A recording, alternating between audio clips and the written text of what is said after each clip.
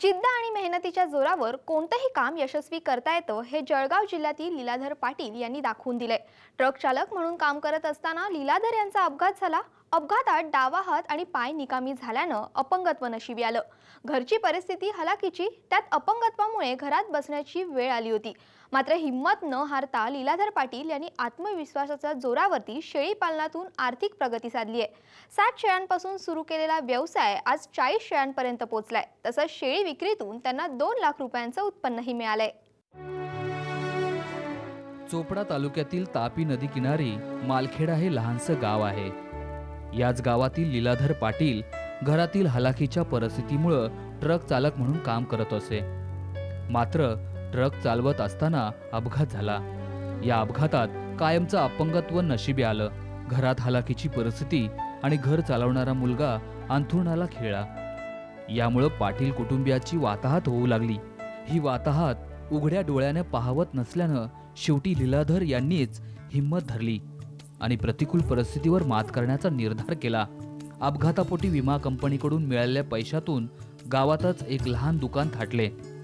त्यातून मिळणाऱ्या पैशातून कुटुंबाचा उदरनिर्वाह भागत नसला तरी आशेचा किरण मात्र गवसला। मालखेडा गावातील मंदिरात नियमितपणे ॲग्रोवन येत असे। लीलाधर नियमितपणे ॲग्रोवनचे वाचन करत असे। ॲग्रोवन मधूनच त्यांना शेळी पालनाचा मार्ग सुचला। ट्रकवर पहिले काम करायचो मी, परत माझा अपघातमध्ये माझा एक हात एक पाय निकामी झाला। तर मग काय करावं ते मला सुचत नव्हतं। मग मी विचार केला आपल्या माझ्याकडनं शेती पण होणार नाही, काहीच नाही। मग मला चिंता पडली की मी काय करू आता, जीवन जगण्यासाठी कोणता मार्ग स्वीकारू। मग मी शेळीपालनाचा विचार केला, पण माझे घरचे लोक माझी फॅमिली तुमच्याकडनं होणार नाही, तुम्ही शेळीपालनाचा विचार करू नका। पण माझ्या मनात जिद्द होती, जिद्द, चिकाटी, मेहनत आणि सकारात्मक विचार होता माझ्या मनामध्ये। त्याच्यामुळे मी शेळीपालनाचा निर्धार पूर्णपणे स्वीकारला। शेळीपालन व्यवसायासाठी पैसे उभे करणे लीलाधर यांच्यासाठी एक आव्हानच होतं। जेमतेम शिल्लक टाकलेले 5,000 रुपये हातात होते, त्यातून एक शेळीही विकत घेता येणार नव्हती। ही खंत लीलाधर यांनी त्यांच्या मावस भावाकडे व्यक्त केली।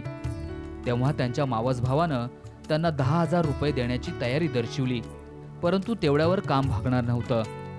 तेव्हा लीलाधर यांनी आपल्या काकांकडून आणखी 30,000 रुपये उसनवार घेतले।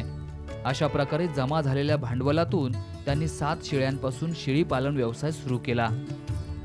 तर सुरुवातीला मी माझ्या घराच्या समोर शेळ्यांना बांधत होतो सुरुवातीला। मग पण भविष्यामध्ये शेळ्या माझ्या वाढल्या। मग मी शेळ्या वाढल्या, 7 शेळ्या। मी माझ्याकडे पैसे पण नव्हते। मी 40,000 रुपये गावामधून व्याजाने काढले, काही मला उसनवारी दिले। मग ते 40,000 मी 7 शेळ्या विकत आणल्या। 7 शेळ्या विकत आणल्या। मग मी तिथं समोरच बांधायचो शेळ्यांना घरासमोर। मग शेळ्यांची संख्या वाढायला लागली, मग त्यांना शेडची गरज भासायला लागली मला। मग मी गावालगतच एक शेड पण बांधलं। आता माझ्याकडे लहान मोठ्या 40 शेळ्या आहेत।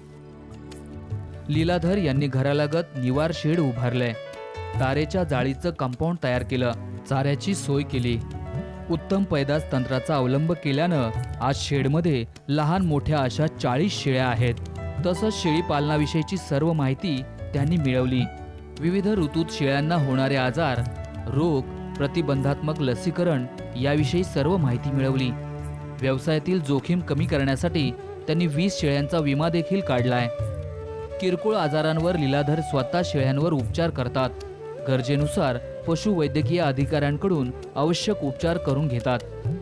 दिवसभर शेळ्यांना चारण्यासाठी बाहेर सोडलं जातं। शेळ्यांना सकाळी तूर आणि भुईमुगाचा वाळलेला पाला खायला दिला जातो, तर पोषक खाद्य म्हणून ज्वारी, मका, गहू याचा भरडा खाऊ घातला जातो। सुरुवातीला 7 शेळ्या घेतल्या, त्यांचं उत्तम व्यवस्थापन, चांगलं नियोजन केलं मी। 7 शेळ्यांच्या मला 7 शेळ्यांचे मला 14 मला त्यांचे पिले मिळाले। मग त्याच्या पिलामधून मी बोकडांची संख्या कमी विकली। मी सगळ्या पाठी ठेवल्या। मग त्या पाठी ठेवत मी आज माझ्याकडे कालांतराने एका वर्षामध्ये 7 शेळ्याच्या 15 शेळ्या झाल्या। 15 मग दुसऱ्या वर्षामध्ये पण अजून पाठी मी ठेवल्या, बोकड विकले। मग 15च्या माझ्याकडे 25 झाल्या दुसऱ्या वर्षामध्ये।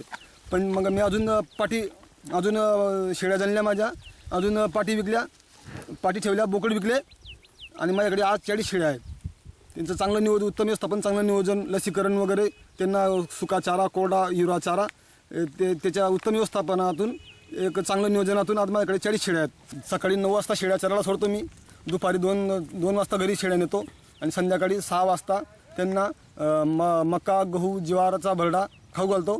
ते खाऊ घाल्यानंतर त्यांना सुका चारामध्ये त्यांना मी भुईमुगचा पाला,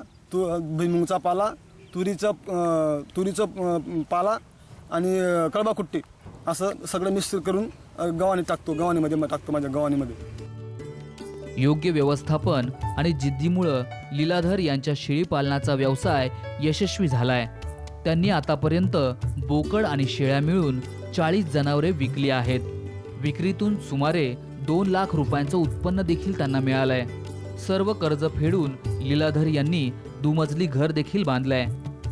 40,000च्या शेळ्या घेतल्या, तर एका वर्षामध्ये ते 80,000चा माल विकला. एका वर्षामध्ये 80,000चा माल विकला आणि सगळ्यांचे पैसे परत केले. नैसर्गिक संकटामुळं शेतकरी अडचणीत सापडलाय. शेतकऱ्यांनी शेतीपूरक व्यवसाय करावा असा सल्ला लीलाधर पाटील यांनी दिलाय. तसंच शेळी पालनाच्या कामात त्यांना त्यांची पत्नी आणि भावाची साथ मिळते. अतिशय उत्तम व्यवसाय शेतीपूरक आहे. जो शेतकरी शेतीपूरक व्यवसाय करेल तोच वाचेल, नाहीतर तो कधी वाचू शकणार नाही. शेतीला जोड व्यवसाय म्हणून शेळीपालन, कुक्कुटपालन, मत्स्यपालन, फुलशेती, रेशीम शेती असे ज्याने केली, तो भविष्यामध्ये शेतकरी कधीही सरकारी कर्ज आणि सावकारी कर्जाकडे त्याला कधीही जायची गरज भासणार नाही. अपंगत्व आलं त्यांना तर ते सांगायचे की बुवा मी आता घरी बसून काय करू, काम वगैरे होत नाही, मग करायचे काय बुवा, दुसरं काही ड्रायव्हिंग तर सुटलीच, सगळं काही सुटलं. मग त्याने असं विचार केला की शेळीपालन करायचे आहे बुवा मला. मग आम्ही नाही सांगायचो की तू यांना शक्य होणार नाही बुवा, की तू कसं आहे अपंग आहे, त्यांना चारणं वगैरे ती मेहनत होणार नाही तुझ्याशी. तर तो नाही म्हणे करू बाबा, ट्राय करून पाहू. आज ट्राय करून त्याने सक्सेस करून दाखवलं की आज ते 10 शेळ्यांच्या 15, 20, 25, 40 शेळ्या झाल्या आणि आमचे आर्थिक बाजूला हातभार लागला त्याने. तर आज एकदम मोठा व्यवसाय होणार आहे आणि पुढे आम्ही करणार आहोत. जे एकविरा मातेचं मंदिर आहे, त्या मंदिरात आम्ही वर्तमानपत्र वगैरे लावलेली आहे. त्याग्रोवन हा वाचायचा आणि तिथे त्याने शेळीपालन हा जो व्यवसाय असतो हा कसा उपयोगी आहे शेतकऱ्यांसाठी ते वाचलं आणि तिथून त्याने एक मनामध्ये जिद्द निर्माण केली की आपण काही झालं तरी शेळीपालन हा व्यवसाय करायचा आपल्याला करण्यासारखा आहे. मग त्याप्रमाणे त्याने सुरुवातीला काही आर्थिक मदत गावातून मित्रमंडळी, नातेवाईक यांच्याकडून मिळवली आणि 5-6 शेळ्या त्यांनी अगोदर गावामध्ये आणल्या. नंतर त्यांच्या मागेच तो सतत फिरत राहायचा आणि अशा प्रकारे त्याने मग हळूहळू 5-6 शेळ्यांच्या 10 शेळ्या केल्या, 15 शेळ्या केल्या, 20 शेळ्या केल्या. मध्ये काही माल तो विकतही गेला आणि त्याची आर्थिक परिस्थिती सुधारत गेली. जिद्दी, चिकाटी आणि व्यावसायिकता असेल तर कोणतंही काम यशस्वी करता येतं हे लीलाधर पाटील यांनी दाखवून दिलंय. लीलाधर यांच्याप्रमाणेच इतर अल्पभूधारक शेतकऱ्यांनी देखील शेतीपूरक व्यवसाय करणं गरजेचं आहे. संजय महाजन, साम टीव्ही, जळगाव.